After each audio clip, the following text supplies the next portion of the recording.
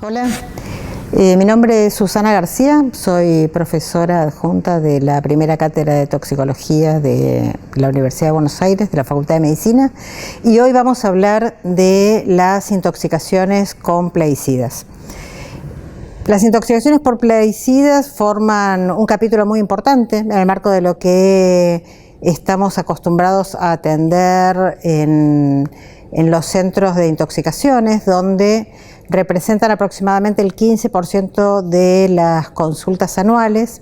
Esto significa que si en el país tenemos aproximadamente unas 100.000 consultas toxicológicas, estamos hablando de unas 15.000 consultas relacionadas con exposiciones o intoxicaciones con plaguicidas.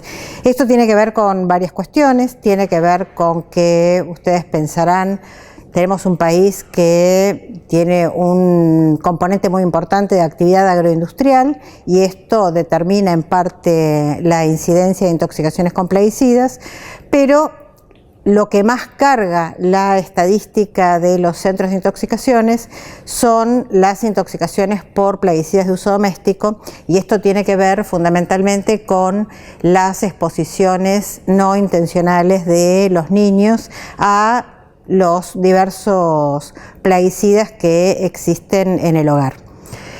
Cuando dijimos que está en tercer lugar las intoxicaciones con plaguicidas, lo decimos porque el primer lugar lo van a ocupar los medicamentos, en general el segundo lugar lo ocupan los productos del hogar, porque en general estamos hablando de estadísticas de centros de intoxicaciones que atienden una población fundamentalmente urbana.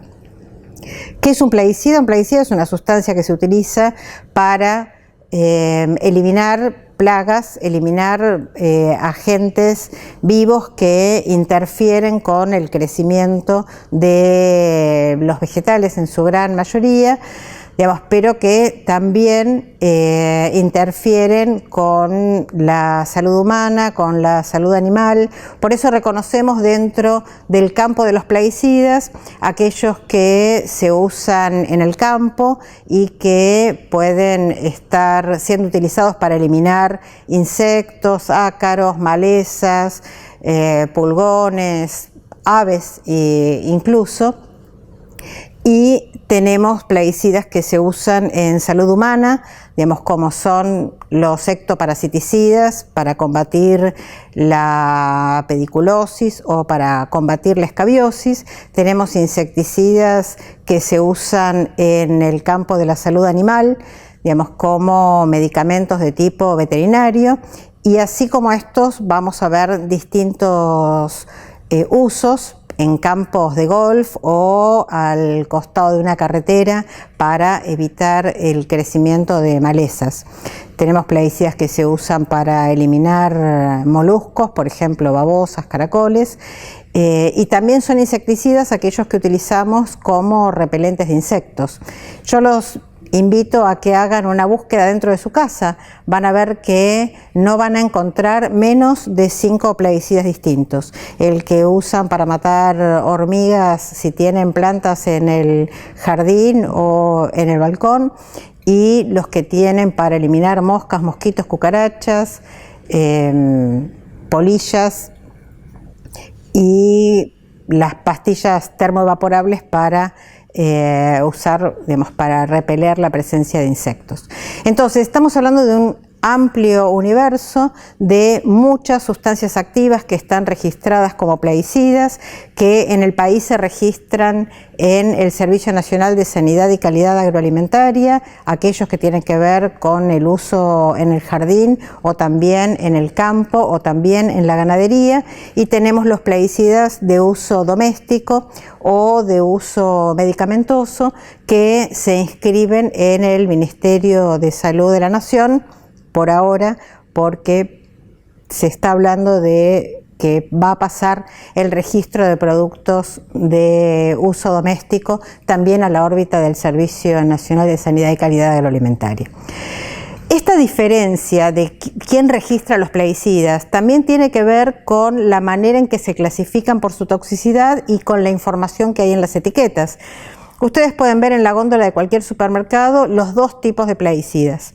Van a ver algunos que tienen en la etiqueta una banda de color al pie de la etiqueta. Esa banda de color puede ser roja, amarilla, azul, verde.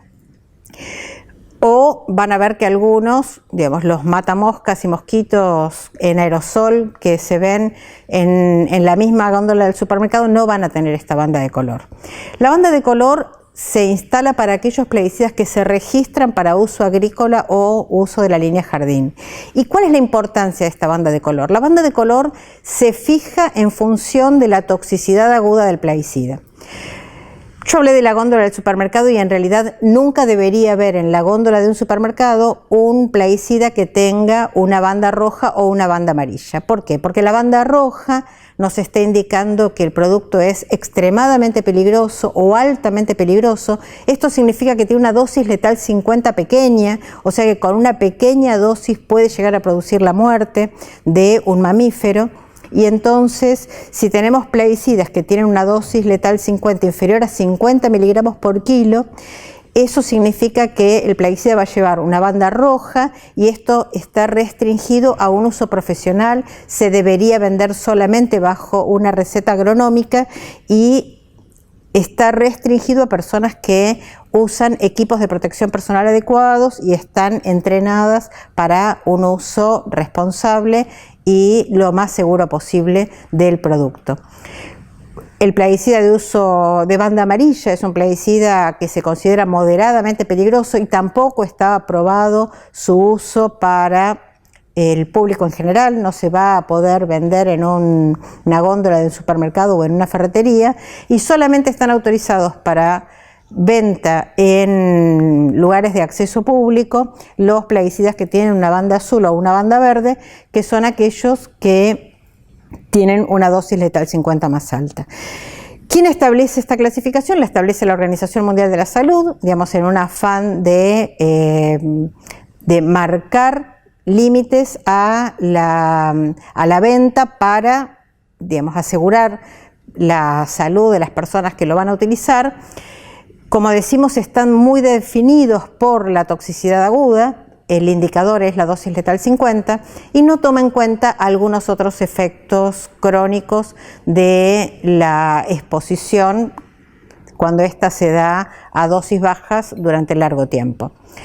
Entonces decíamos que la gran cantidad de plaguicidas que se usan determina que sean relativamente frecuentes estas intoxicaciones y algunas de ellas que sean bastante graves. Muchos de los pacientes intoxicados con plaguicidas pueden llegar a una terapia intensiva, no necesariamente con una intoxicación de tipo suicida. Las intoxicaciones suicidas en general están determinadas por una exposición a una cantidad importante del plaguicida. La persona que realmente intenta autoeliminarse va a consumir una cantidad importante de cualquier plaguicida, pero también tenemos que exposiciones laborales, exposiciones alimentarias, exposiciones ambientales, digamos, en ciertas condiciones pueden llevar a un paciente a una terapia intensiva. ¿Por qué es importante que estudiemos las intoxicaciones con plaguicidas? Porque muchas de estas, no la mayoría, tienen un tratamiento específico del que va a depender que el paciente sobreviva y tenga la menor cantidad de secuelas posibles. Por eso van a tener una clase en particular sobre órganos fosforados y carbamatos, que tienen herramientas de diagnóstico y de tratamiento específicas. Digamos, la sobrevida y la evolución de un paciente intoxicado por un insecticida, carbamato o órgano fosforado depende mucho de que se le administre el tratamiento adecuado de forma oportuna. Lo mismo con otros plaguicidas. Algunos plaguicidas tienen características particulares de persistencia, por ejemplo, aquellos que tienen altas concentraciones de cloro en su molécula y han ido prohibiéndose a lo largo de los años, fundamentalmente a partir de principios de la década del 90. Ha habido convenios internacionales que han obligado a los países a reducir su uso y finalmente prohibirlos. Y los vamos a ver también en el capítulo de las intoxicaciones por organoclorados.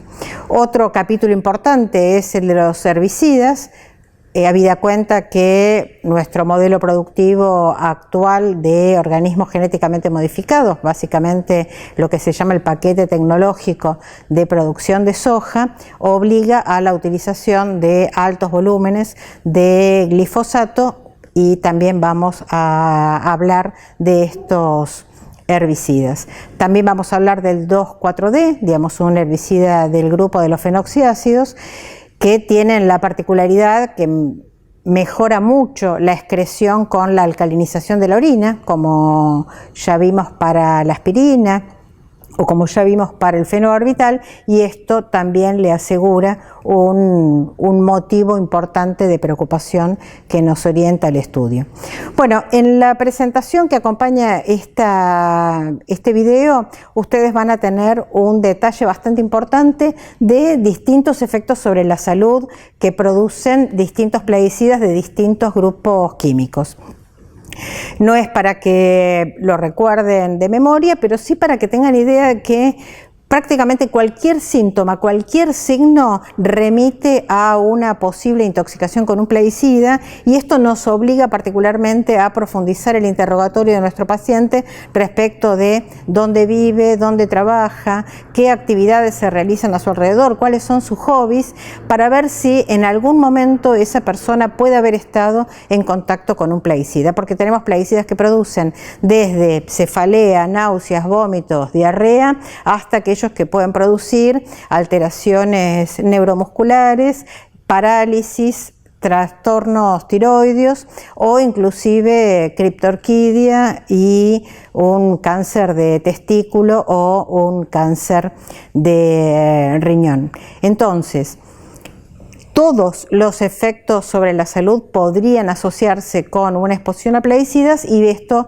va a depender que encontremos el vínculo y que encontremos una nota de laboratorio que nos certifique el diagnóstico, dependerá mucho de nuestra capacidad de interrogar, de pedir etiquetas, de buscar fuentes posibles de exposición a esos plaguicidas.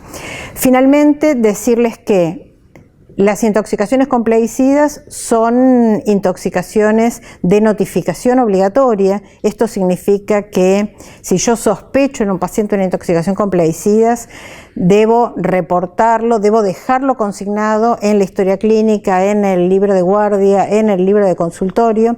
Esto debería ser reportado por el sistema de estadísticas del hospital a la región sanitaria correspondiente, a la dirección de epidemiología correspondiente.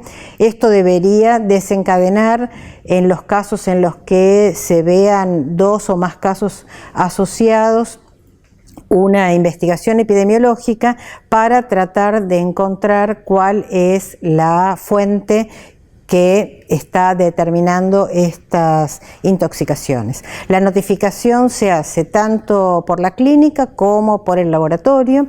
Vamos a ver un poquito más adelante, digamos en otra clase, el sistema de toxicovigilancia que tiene el país. El sistema de toxicovigilancia implica que los plaguicidas se buscan en los alimentos. Frutas y verduras, por ejemplo, no pueden tener más de determinada cantidad de un plaguicida, lo cual se llama límite máximo de residuos, para lo cual hay laboratorios que hacen esos análisis, y las personas que trabajan con plaguicidas tampoco deberían estar expuestas a concentraciones superiores a las que se establecen como concentraciones máximas permitidas en el ambiente de trabajo. Y en los controles periódicos, que por ejemplo en una persona que trabaja con órganos fosforados y con carbamatos, debería tener controles periódicos clínicos y de laboratorio por lo menos cada 6 meses, y los valores de, en este caso, inhibición de las colinesterasas no deberían superar determinado valor que también está establecido como lo máximo permitido. ¿Y esto por qué? Porque uno tiene que poder asegurar que las personas trabajen y desarrollen sus actividades, cuando lo hacen con productos tan peligrosos como son los plaguicidas, de una manera de proteger no solamente su salud, sino también el ambiente, también el ambiente de sus familias, no llevando estos plaguicidas al hogar. Bueno, con esto damos por terminada la clase de hoy. Gracias.